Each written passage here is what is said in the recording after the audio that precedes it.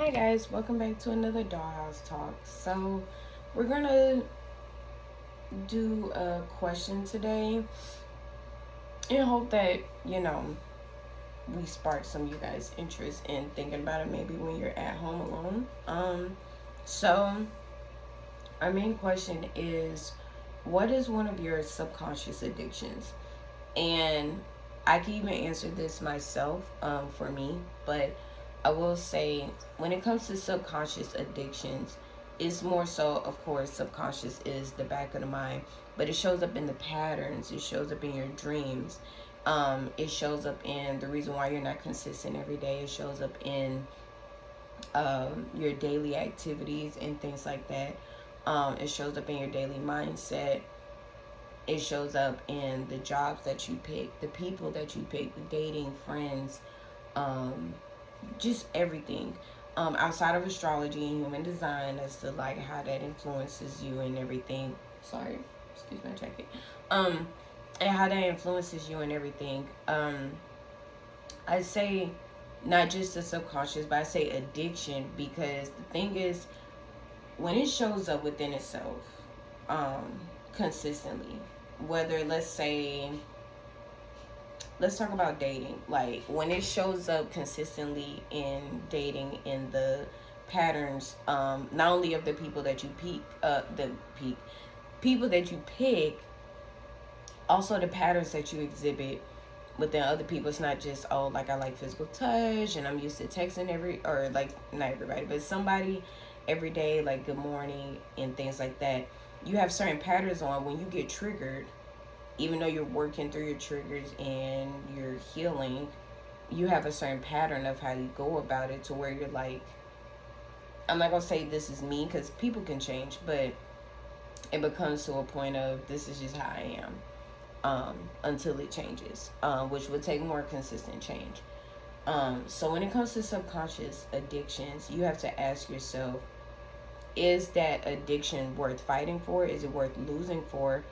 Um, and I don't want to say addiction is bad because there's some things that are just not bad. It's just too much. Like for me, I'm addicted to coffee or caffeine. Like I love a Monster. I love coffee just for like even the taste of it. Like I'll make a full cup of coffee just for the heck of it. But the foundation of that is I'm addicted to sugar. And because I'm addicted to sugar, I'm addicted to comfort because that's what I was neglected with growing up. You see how we got to the root? Because in my subconscious, when I'm in my dreams, there's a lot of comforting going on. There's a lot of um, nurturing. There's a lot of physical action. But because I'm consuming too much of it, and it's showing up in a different way in my life, because I'm consuming too much of it or I'm craving it too much, it's causing it to become a subconscious addiction. So then I would attract partners that crave too much attention, that are more so not even just clingy, but they're literally addicted to physical comfort and things like that. Um, so you have to ask yourself, like, what am I doing? What do I think about too much to the point like I'm addicted to thinking about it, even if it's negative thinking. Like some people are addicted to, I wouldn't say being pessimistic, but a little bit too realistic to where it's like not even just things won't get better, but it's just like it's just not worth it. More so in regards to they just don't want to find a solution. Like if the solution doesn't present itself, it just won't happen. Or they're too realistic into I have to make things happen to where I'm willing to sacrifice my happiness, myself, a little bit of my finances if I have to. And everything does come at a cost. However, how much would that cost you? Like if you have to sacrifice a cost, how much would that cost you? Like if you sacrifice a certain friendship, sometimes it won't cost you nothing. You may grieve in the moment, but in the long term or in a lifetime, you're like, I see why we didn't work out. I may not see it right now, but I see why we didn't work out later. Um, and sometimes it takes having to go through that, and it takes doing that. Um, so I definitely say when it comes to subconscious addictions, um, is that addiction worth like fighting for? Is it worth losing for? I don't think any addiction is worth it. I do think when it gets to an addicting point, you can bring it back down to moderation. Like if you've been drinking too much, you have to work on consistency, and you have to work on discipline. And working on the discipline of I have to set myself to, instead of going daily, let's go to every other day, or let's only go to certain times a day. Then boom, okay, now we can do once a day, then every other day, then 2 weeks, then occasionally. However you want to do it, it doesn't have to go by the book, but an addiction of anything, of anyone, can kill you, or can really harm you, I'll say. Sorry. I will say also, sometimes people are addicted to too much discipline because they grew up in such a perfectionist lifestyle, perfectionist mindset. Sometimes even a full military household, to where everything has to be done to the T, to where it can cause nerve damage, to where it can cause paranoia. So just think about it like this: like too much of something, somewhere else is lacking, either on a healthy side or a negative side. And you have to weigh your pros and cons. And sometimes you have to really take a step back, because, you know, once you become like nose blind to it, you won't be able to like really sense anything is wrong. But once you take a step back, you're like, okay, I see. So I'll say another subconscious addiction for me is when it comes to my looks, outside of like astrology placements. When it comes to my looks, like I'm big on hair. I'm big on how I look to the outside world. Yes, I'm a Leo sun and Scorpio rising. Virgo, Venus, Aries, moon. Jupiter, Gemini. So yes, perception for me is everything, but it even gets to a point, like even sometimes when I record, it's just a press. I don't know what we're doing. I don't know what's going on. We're just going to press record and we're going to figure it out. And that takes a lot of, I wouldn't say discipline and stuff, like, oh, just start waking up every day. Like, you have to ask yourself the hard questions. Every day you have to really cry when you really don't want to. Like, when your body's, you know, trying to suppress and close itself off, like, you have to really gently, or however you want to work with yourself, and let yourself open up and be like, no, it's okay. And really just be present with yourself. So now it's come to a point where sometimes it could be a problem, but there are other times where I can gently tell myself, like, respectfully, you really are tripping. Like, you look fine. You are fine. Things like that. And you don't need other people's validation to tell you that you're fine, because it's not like you're going to believe them anyway. So you're just going to find some type of comfort, even if it's verbally, to feel like, okay, maybe I am fine. Their version of fine is not your version, which is why you're tripping out. And you just don't need other people's validation anyway.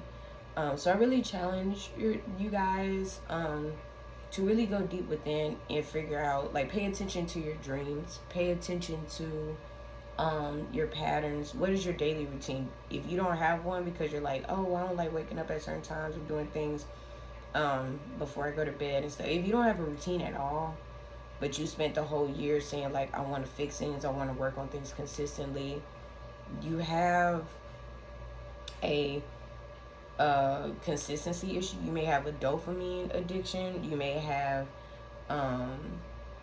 it's some addiction in there, to where it's like you have to really look specifically, like, am I on my phone so much to where I'm getting distracted, to where I could be writing my agenda, but instead I'm, you know what I'm saying, like, scrolling on social media. I wake up, touch my phone first thing in the morning, versus waking up. If you are going to touch your phone, at least let it be like motivational podcasts or things like that, instead of touching my phone and going to social media first thing in the morning. Too much dopamine, not enough real world, to where, or endorphins or things like that. Like, and if you're a coffee person, that's what's going to make you get up out of bed to start your day. You have people that are like, I cannot start my day without tea or coffee, and that's fine. There's tea with caffeine in it. yeah, just letting yourself really start the process, going against the addiction, because you will have withdrawals, you will become moody. Like, you're like, how am I being more consistent and I'm more like moody and things like that? You will be moody, you will cry, you will crave your old self, your old addictions. That old person is dead. Only thing keeping it alive and venerating, like, and we can go into venerating your past, but the only thing keeping it alive is the fact that you keep practicing what your old self will practice. So you're like, oh my gosh, like, people always talk about working out, but I'll use that as example. No. If you're like, I really want to read more, I want to become more disciplined with my finances, even though times are hard and, you know, saving is really hard, you have to ask yourself, like you have to really look at patterns and just be like, okay, well, like, if I don't feel like going to the bank, or if I don't feel like moving that amount of cash into, like, you know, um, my savings, it's just like, why not? Like, what is keeping me? What is keeping me from doing what I need to do? Um, and once you really look at the patterns of, I would rather do this because it fulfills the dopamine hit of buying something, versus, even if it's buying something you need and it's not good quality, like, you're like, I just want to buy it anyway. If you're really trying to work on something, if you're really trying to work on that consistency, we have to get to the subconscious thing, and we have to stop venerating the past versions of ourselves. Like, the old version of me would date certain people or a certain type of people, and then I could be saying, like, I really want somebody to take me serious, like, you know, I want to love and I want to really work hard with someone, and then the type of person I would bring would show in the beginning, like, oh yeah, you know, I work hard. Not consistently though. I work hard for you, not for me, because I'm a people pleaser. Those type of people that you would bring in, is like, they're saying and they're doing everything you want, but not how you want to. And then sometimes, not all the time, sometimes it's a reflection of yourself. Like, dang, do I look like that? Like, do I act like that? I wonder if, you know, I'm not consistent like that. Like, when I get irritated with that person because they're not consistent, is it just a trigger, a reflection of myself? And you have to ask those hard questions. Sometimes those hard questions don't come up for people, but when the message comes up, or sometimes your spirit or your mind would naturally bring it up, like, is that what I look like? Yes. And it's not just, oh, I need to date certain type of people. You got to come already healed. Are you healed? Like, you know what I'm saying? Are you addicted to, are you subconsciously addicted to always nitpicking on people because that's what happened to you growing up? Or that's a trauma in your mind or in your body that your body is stuck at within a certain age or a certain time period? That's why subconscious addictions can really make or break someone. And they're always easy to, well, excuse me, they're not easy to be fixed, but they're always fixable. Like, it's never just, this is where I'm gonna die, this is where I quit. It's always fixable. Also, venerating the past could be holding that energy or holding a grudge in your body to where that energy is stuck. And if you are going to revisit something in the past, that's something you thought about, someone you've been with, at least revisit and heal it. At least revisit and talk through it. Figure out, like, what is it that's keeping me stuck here? What do I need to voice? What do I need to fix in order for this to be a fixed thing? Or a fixed issue, problem, so that I can fully let this go. So, I don't know what just happened to my phone, but, yeah.